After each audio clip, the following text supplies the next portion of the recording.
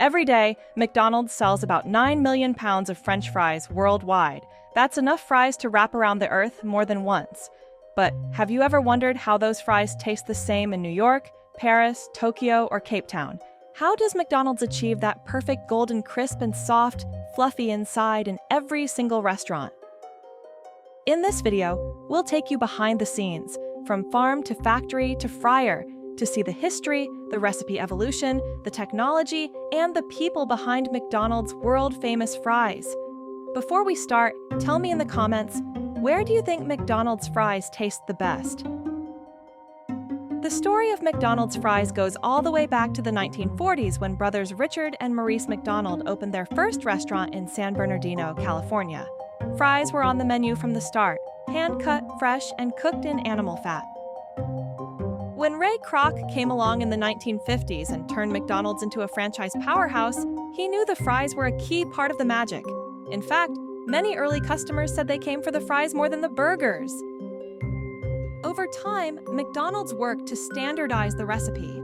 In the 1960s and 70s, as the chain expanded globally, consistency became critical. The fries evolved from being cut and cooked at each restaurant to being processed centrally, ensuring that no matter where you bit into one, it tasted exactly as it should. In the 1990s, McDonald's shifted away from beef tallow in their fry oil to vegetable oils to respond to health trends. But they spent years perfecting the new oil blend, so the flavor people loved stayed the same. McDonald's fries start with the right potato. The company uses specific varieties, Russet Burbank, Shepody, and Umatilla Russet, because of their long shape, high starch, and low moisture. That's the secret to fries that crisp on the outside while staying fluffy inside.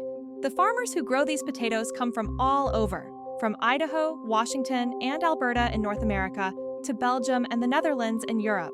These regions have the perfect climate and rich soil for potato farming. McDonald's works with over 3,000 potato farmers globally. Many are family farms that have been supplying McDonald's for generations. These farmers follow strict standards for size, quality, and sustainability. McDonald's demand means growing and delivering billions of pounds of potatoes every year, and doing so in a way that protects the land for the future. Once harvested, potatoes arrive at processing plants located close to the farms. This keeps them fresh and minimizes transport time. First, they're washed in high-speed systems using vibrating belts and powerful water jets that clean off dirt and stones. The sheer scale is mind-boggling. Thousands of pounds can be cleaned in minutes. Next, they go to automated peelers. These machines use abrasive rollers to remove just the skin without wasting good potato. The skins are collected for animal feed or even turned into biofuel at some factories. Every potato is scanned by sensors and cameras. Those that don't meet the size or quality standards are removed. The precision here sets the stage for uniform fries down the line. Now comes one of the most high-tech parts of the process. The potatoes are fired through water knives, grids that slice them at speeds up to 70 miles per hour. This creates uniform sticks in milliseconds. Uniformity is crucial because it ensures every fry cooks the same. The cutting grids can be adjusted to produce different fry sizes for different markets, but every batch meets strict standards. This cutting technology didn't happen overnight. It took decades of innovation, from early hand-slicing tools to today's computerized systems that can process over 2 tons of potatoes a minute. After cutting, fries are blanched in hot water. This removes excess sugars and starches so they don't brown unevenly when fried.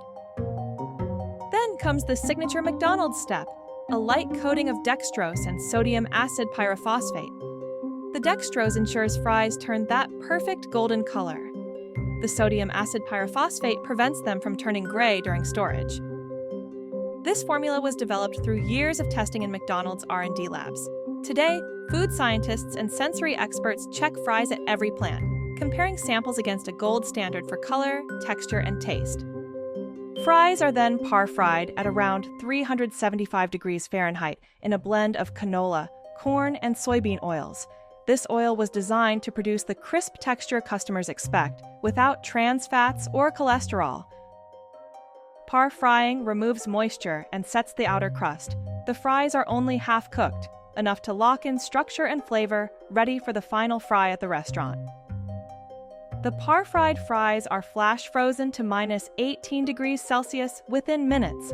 This prevents ice crystals from forming, which would ruin the texture. Automated packers bag the fries, which are shipped in refrigerated trucks to over 100 countries. Throughout this journey, fries are tested for moisture, oil absorption, and color, ensuring they'll taste perfect at the restaurant.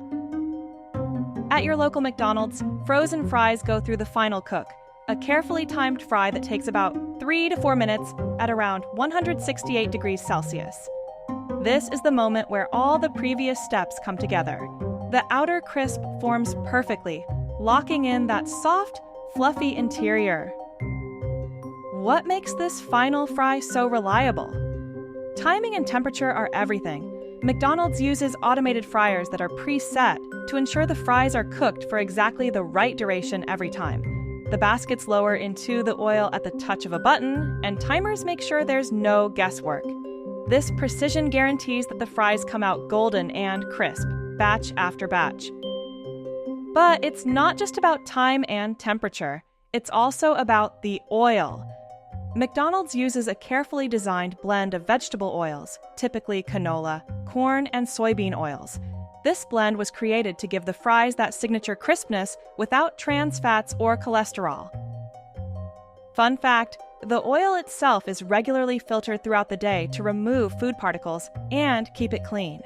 Depending on the location, restaurants replace the oil entirely after a set number of fry cycles or hours of use, often every day or every other day, to ensure consistent fry quality and flavor.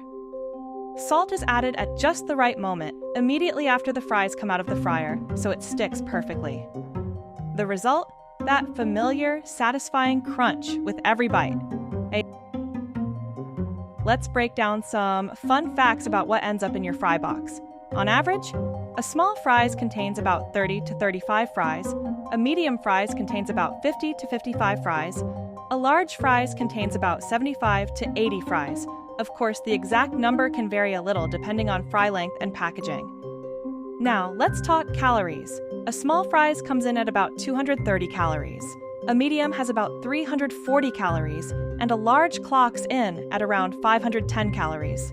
Most of those calories come from the fries' natural carbohydrates and the oil they're cooked in. So, are McDonald's fries bad for you? Like anything, they're fine in moderation. The fries are high in sodium and contain added fats. That's what gives them that iconic flavor and texture. They're meant to be a treat, and when enjoyed as part of a balanced diet, they can absolutely have a place. Next time you order, try counting how many fries you get. It's a fun way to appreciate just how much care goes into every batch. The secret of McDonald's fries? It's the potato, the cut, the recipe, the tech, and the farmers who deliver billions of pounds each year. What part of the process surprised you most? Comment below and subscribe for more factory tours.